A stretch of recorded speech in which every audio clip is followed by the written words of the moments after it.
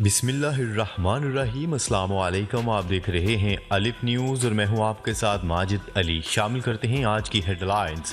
ترکی اور شام میں زلزلے سے تباہی، یوکرین جنگ، روس نے اسرائیل کو خبردار کر دیا۔ Army chief general Asim Munir اہم دورے پر برطانیہ روانہ۔ غبارہ گرانے کے واقعے سے چین امریکہ تعلقات کو نقصان پہنچا ہے بیجنگ۔ امارات کے صدر اور وزیر اعظم کا سابق صدر پرویز مشرف کے انتقال پر اظہار افسوس۔ برطانیہ تنخواہوں میں اضافے کے لیے نرسز کا آج سے ہڑتال کا اعلان۔ پرویز مشرف واحد جنرل تھے جنہوں نے حقیقی معنوں میں مسئلہ کشمیر حل کرنے کی کوشش کی، محبوبہ مفتی۔ ایران کا حکومت مخالف مظاہروں میں گرفتار ہزاروں افراد کو عام معافی دینے کا اعلان۔ پاکستان اور دنیا بھر کی خبروں سے باخبر رہنے کے لیے الف نیوز کو سبسکرائب کر لیں اور ویڈیو کو لائک ضرور کیجیے گا۔ ہیڈ لائنز آپ نے جانی، اب بڑھتے ہیں خبروں کی تفصیلات کی طرف۔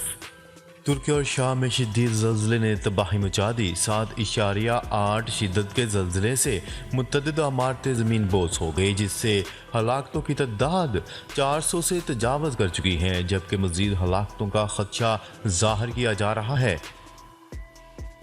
شام میں اب تک 250 کے قریب افراد ہلاک، جبکہ ترکیہ میں 100 سے زائد افراد کے جاں بحق ہونے کی اطلاعات ہیں۔ زلزلے کا مرکز ترکیہ سے جنوب میں واقع غازی اینٹیپ صوبے کے علاقے نرداگی میں تھا، جبکہ زلزلے کی گہرائی 17.9 کلومیٹر تھی۔ ترک میڈیا کے مطابق زلزلے کے جھٹکے 1 منٹ تک محسوس کیے گئے۔ زلزلے کے آفٹر شاک ترکیہ کے وسطی علاقے میں بھی محسوس کیے گئے، جن کی شدت 6.7 ریکارڈ کی گئی۔ آفٹر شاکس تقریباً 11 منٹ بعد محسوس کیے گئے۔ زلزلے کے جھٹکے قبرص، یونان، اردن اور لبنان میں بھی محسوس کیے گئے۔ وزیر اعظم شہباز شریف نے ترکیہ زلزلے سے نقصانات پر رنج و غم اور افسوس کا اظہار کیا۔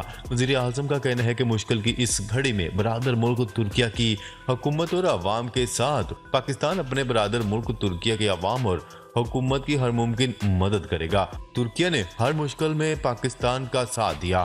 موسمیاتی تبدیلیوں سے تباہی کے بڑھتے واقعات پوری دنیا کے لیے خطرے کی گھنٹی ہیں۔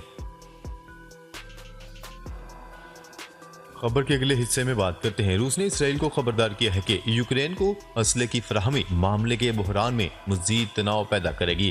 گزشتہ روز روسی وزارت خارجہ کی ترجمان ماریا زاخراوا نے اس حوالے سے صحافیوں کو بتایا کہ ہمارا موقف ہے کہ وہ تمام ممالک جو یوکرین کو ہتھیار بھیجتے ہیں، تمام ممالک کو سمجھ لینا چاہیے کہ ہم اس اسلحے کو روسی مسلح افواج کے لیے ایک جائز ہدف قبول کریں گے۔ اپنے بیان میں ماریا زاخراوا نے کہا کہ ہماری پوزیشن ہر کوئی بخوبی سمجھتا ہے، لہٰذا یہ حقیقت قبول کر لینی چاہیے کہ یوکرین کو اسلحے کی فراہمی سے متعلق کوئی بھی قدم بحران میں مزید شدت کا سبب بنے گا۔ ہر ایک کو اس کا احساس ہونا چاہیے۔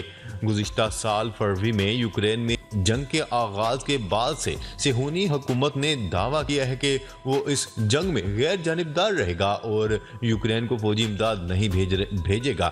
واضح ہے کہ اسرائیل کے وزیر اعظم نیتن یاہو نے امریکی ٹیلی ویژن کو دیے گئے ایک انٹرویو میں کہا تھا کہ ہم نے یوکرین کو فوجی امداد فراہم کرنے کا جائزہ لیا ہے اور ہم ایران میں اسلحے کی پیداوار کے مقابل حرکت میں آئیں گے۔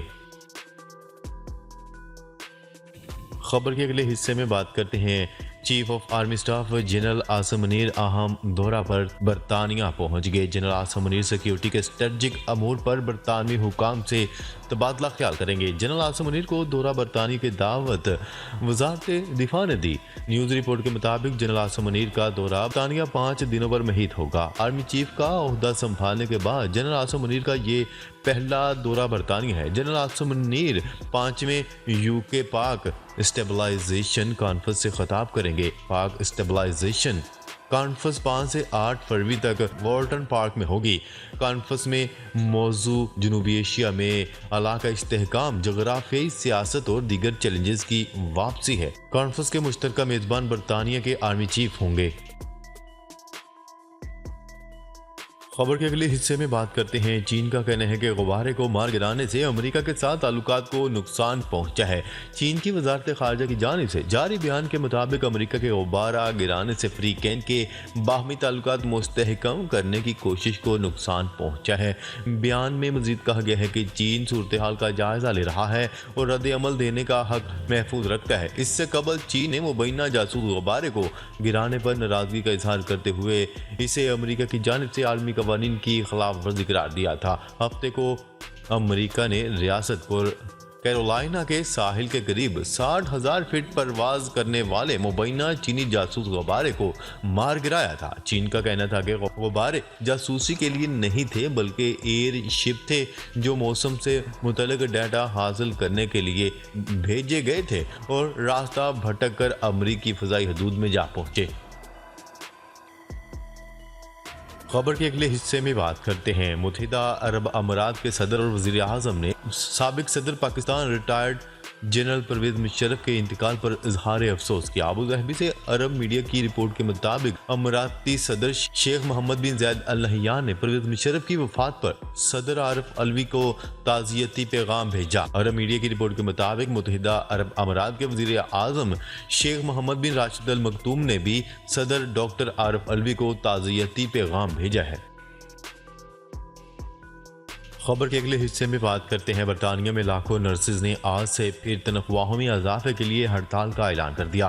برطانوی میڈیا کی رپورٹ کے مطابق ایمبولینسز ورکرز نے بھی 10 فروری سے نرسز کی ہڑتال میں شامل ہونے کا اعلان کر رکھا ہے۔ برطانوی بزنس سیکرٹری نے ایمبولینس ورکرز کی ہڑتال کو تشویشناک قرار دے دیا اور کہا کہ اس اقدام سے زندگیوں کو خطرہ لاحق ہوگا۔ دوسری جانب ایمبولینسز ورکرز کی ہڑتال کے دوران برطانوی فوج خدمات انجام دیں گی۔ واضح رہے کہ برطانیہ میں مختلف اداروں کے ملازمین تنخواہوں میں اضافے کے لیے ہڑتالیں کر رہے ہیں۔ خبر کے اگلے حصے میں بات کرتے ہیں۔ مقبوضہ وادی کشمیر کی سابق وزیر اعلیٰ محبوبہ مفتی نے سابق صدر پاکستان کو خراج عقیدت پیش کرتے ہوئے کہا کہ پرویز مشرف شاید پاکستان کے واحد جنرل تھے جنہوں نے حقیقی معنوں میں مسئلہ کشمیر حل کرنے کی کوشش کی۔ پیپلز ڈیموکریٹک پارٹی PDP سربراہ محبوبہ مفتی نے یہ بات سماجی رابطے کی ویب سائٹ ٹویٹر پر جاری کردہ اپنے بیان میں کہی۔ ان کا کہنا تھا کہ پرویز مشرف کشمیری عوام کی خواہشات کے مطابق مسئلہ کشمیر کا ایسا حل چاہتے تھے جو پاکستان اور بھارت دونوں کے لیے قابل قبول ہو۔ سابق وزیر اعلیٰ محبوبہ مفتی کا کہنا تھا کہ بھارتی حکومت نے مشرف واجپائی کے شروع کیے گئے تمام اقدامات کو تبدیل کر دیا، بس جنگ بندی رہ گئی۔ PDP کی سربراہ نے سابق صدر پاکستان جنرل ریٹائرڈ پرویز مشرف کے انتقال پر گہرے رنج و غم کا اظہار کرتے ہوئے تعزیت کی۔ خبر کے اگلے حصے میں بات کرتے ہیں۔ ایران کے سپریم لیڈر آیت اللہ خامنائی نے حکومت مخالف مظاہروں میں گرفتار ہزاروں افراد کو معافی دینے کا اعلان کر دیا۔ دی گارجین کی رپورٹ کے مطابق ایرانی خبرساں ادارے کا حوالہ دیتے ہوئے بتایا گیا ہے کہ ایرانی سپریم لیڈر کی جانب سے دی گئی عام معافی کا اطلاق ایران میں دوہری شہریت کے حامل قیدیوں پر نہیں ہوگا۔ ایرانی خبرساں ادارے کی رپورٹ کے مطابق مذکورہ اقدام سے ریاستی کریک ڈاؤن کے بعد ملک گیر بد امنی کو روکنے میں بھی مدد ملے گی۔ ناظرین، اب تک کے لیے اتنا ہی۔ مزید خبریں لے کر بہت جلد آپ کی خدمت میں حاضر ہوں گے۔ تب تک کے لیے اپنا خیال رکھیے گا۔ اللہ نگہبان۔